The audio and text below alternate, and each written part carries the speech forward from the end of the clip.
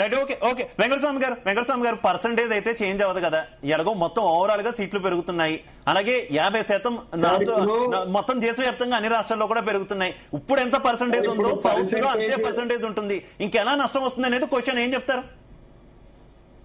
Percentage గురించి ఇప్పుడు చర్చ కాదు సార్, అది పర్సంటేజ్ చర్చ కాదు. ముందు నుంచి కూడా సీజ్ చేయడానికి కారణం కూడా ఆ రోజు దక్షిణాది రాష్ట్రాలకు సంబంధించినటువంటి ఆర్థిక అంశాలు కావచ్చు, సామాజిక అంశాలు కావచ్చు, ఇంకా ఇతరత్ర అంశాలను దృష్టిలో పెట్టుకొని సీజ్ జరిగింది. ఇందాక చెప్పినట్టుగా ఇప్పుడు కూడా దక్షిణాది రాష్ట్రం అంటే ఈ పెద్ద మార్పు చేస్తున్నటువంటి 2 సందర్భాలు.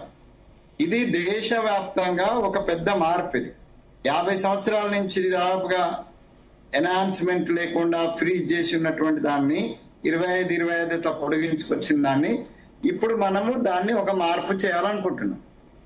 మార్పు చేయాలనుకున్నప్పుడు అంతకు ముందు సీజ్ చేయడానికి కారణమైనటువంటి విషయాలను పరిగణలోకి తీసుకోవాలన్నా వద్దా? ఆ పరిగణలోకి తీసుకున్నప్పుడు దక్షిణాది రాష్ట్రాలు లేదా పంజాబ్ లాంటి, లేకపోతే హర్యానా లాంటి నార్త్ ఈస్టర్న్ స్టేట్స్, వీటన్నిటికి సంబంధించి ఫెడరల్ సిస్టమ్ లో న్యాయం చేకూర్చే దిశగా ఈ ప్రభుత్వం ఏమన్నా ఆలోచిస్తుందా లేదా?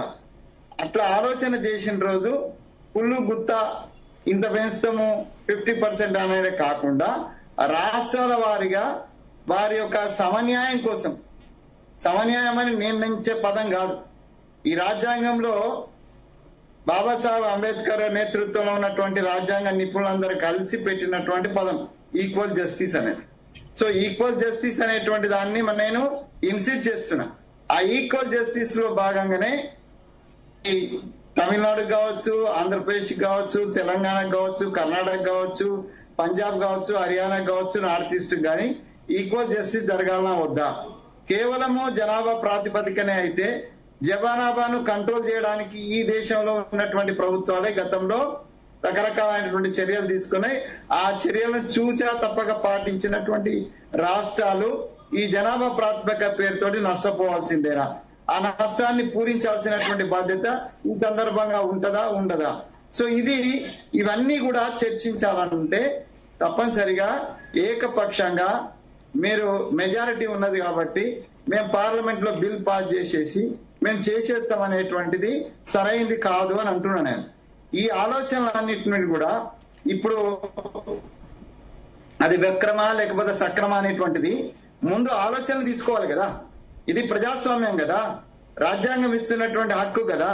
సో ఈ ప్రజాస్వామ్యంలో ఉన్నటువంటి హక్కును, రాజ్యాంగం ఇచ్చినటువంటి హక్కును మొత్తం ప్రజలకు సంబంధించి కావచ్చు, నిపుణులకు సంబంధించి కావచ్చు, ఇక్కడ కూర్చున్న వాళ్ళందరూ ఎక్స్పర్ట్సే ఉన్నారు, రాజకీయాల్లో ఉన్నారు, లేకపోతే వివిధ రంగాల్లో ఉన్నారు.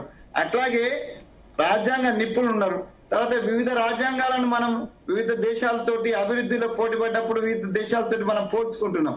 అట్లాగే రాజ్యాంగ సవరణకు చంపించినప్పుడు కూడా మనం పోల్చుకుంటున్నాం. అదే విధంగా ఇవాళ ఈక్వల్ జస్టిస్ కోసం సంబంధించినటువంటి దాంట్లో వివిధ దేశాలకు సంబంధించి ఇలా you take the example of American federal system మనలాగానే. సో ఫెడరల్ సిస్టమ్ లో అక్కడ ఏం చేసినారు, రాజ్యసభలో సీట్లు అన్ని రాష్ట్రాలకు కూడా equal number of seats senate లో ఇచ్చినారు. అట్లాగే మీరు జర్మనీ, న్యూజిలాండ్ తీసుకున్నట్టయితే ఉంటే అక్కడ ఒక సిస్టమ్ ఫాలో అయ్యిండు. అది కూడా ఏంటంటే ఫెడరల్ లో అన్ని రాష్ట్రాలు ఎక్కడ కూడా అన్యాయం జరిగిందనే భావన లేకుండా ఉండేటువంటిది.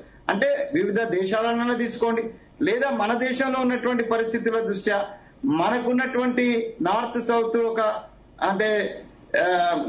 ఒక రాజ్యాంగమైనటువంటి సంక్షోభం, నార్త్ సౌత్ సంక్షోభం వైపు చర్చలు కానీ లేకపోతే ఆందోళన కానీ జరుగుతున్నటువంటి సమయంలో దీంట్లో సమయం పాటించి అన్ని ప్రాంతాలు ఈ దేశ యొక్క సమగ్రత కోసం అవసరమైనటువంటి భావనతోటి ఈ అన్ని ప్రాంతాలకు న్యాయం చేకూర్చేటువంటి విధంగా నిపుణుల నుంచి, పార్టీల నుంచి, ప్రతిభావంతుల నుంచి మీరు ముందుగా చర్చ పెట్టి దీని మీద ఒక సమగ్ర చర్చ తర్వాత దీని మీద ఒక కంక్లూజన్ వస్తే బాగుంటుంది అనేటువంటిది ఒక అంశం. రెండో విషయం ఏంటంటే మీరు ఇవాళ గత 5-6 సంవత్సరాలుగా ఓబీసీ రిజర్వేషన్ చట్టసభలో ఓబీసీ రిజర్వేషన్ అటువంటిది రాహుల్ గాంధీ గారు దీనికి ఇతని ఆబాది ఉనికి అతని భాగీదారి అనేటువంటి పదాన్ని తీసుకున్న తర్వాత కులగణన చేయాలనేటువంటి దాంట్లో ఈ కులగణన సాధ్యం కాదు అనేటువంటి ఇదే ప్రభుత్వం, ఇదే మోడీ గారి నేతృత్వంలో ఉన్నటువంటి ప్రభుత్వము గతంలో ఓబీసీ కులగణన సాధ్యం కాదు, చేయము అని సుప్రీంకోర్టులో పిటిషన్ ఇచ్చినారు. దాని తర్వాత వాళ్ళు విరమించుకొని ఈ మధ్య కాలంలో మేము కులగణన చేస్తామన్నారు. ఎప్పుడు చేస్తారు? ఇప్పుడు కులగణన జనగణన స్టార్ట్ అయింది. ఈ జనగణన సెకండ్ ఫేజ్ లో కులగణన చేస్తామన్నారు. రైట్ రైట్ ఆయన మళ్ళీ వస్తా. ఒక్కసారి శరత్ గారి దగ్గరికి వెళ్ళి నేను మళ్ళీ మీ దగ్గరకు వస్తాను. శరత్ గారు, అంతిమంగా ఈ బిల్లుకు సంబంధించి ఓటింగ్ చాలా కీలకంగా ఉండబోతుంది.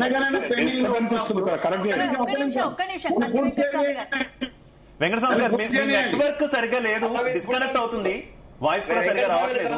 నేను మళ్ళీ వస్తాను మీ దగ్గరికి. నన్ను పూర్తి చేయనియండి. కులగణన ఒక పక్కన, జనగణన కులగణన చేసినందుకు కులగణన ఎందుకు ప్రామిస్ చేస్తున్నారు? ఈ దేశంలో ఉన్న ఓబీసీలకు రిజర్వేషన్ ఇవ్వాలనేటువంటి ఉద్దేశం. ఈ దేశంలో 7% 6% ఉన్నటువంటి ఓసీలకు రాజ్యాంగానికి విరుద్ధంగా ఈడబ్ల్యూఎస్ ఇచ్చినటువంటి ఈ మోడీ గారు, మా బీసీ గారు రేపు బీసీలకు రిజర్వేషన్ ఇస్తామనే సదుద్దేశంతో కులగణన చేసి ఇవాళ ఆ కులగణన యొక్క ఫలితాలు రాకముందే ఇవాళ మీరు డిలిమిటేషన్ చేసి కులగణన పేరుతో వచ్చితే రేపు ఓబీసీకి రిజర్వేషన్ అనేది సీజ్ చేయడము, దాన్ని మొత్తానికి బొందబెట్టేటువంటి కుట్ర లేదంటారా? ఇందులో ఓబీసీలకు సంబంధించింది లేదంటారా? అట్లాగే ఉమెన్ రిజర్వేషన్ మేము ఆహ్వానిస్తున్నాం కాంగ్రెస్ పార్టీగా, డిలిమిటేషన్ కూడా ఆహ్వానిస్తున్నాం. కానీ దీనికి సంబంధించినటువంటి సమగ్ర చర్చ జరగాలంటున్నాం. చర్చ జరగాలంటే వక్రం అంటావేంటి? ఓకే, ఓకే అండి, ఆన్సర్ ఇస్తారు. సంగప్ప గారు ఆన్సర్ ఇస్తారు. సంగప్ప గారు చెప్పండి.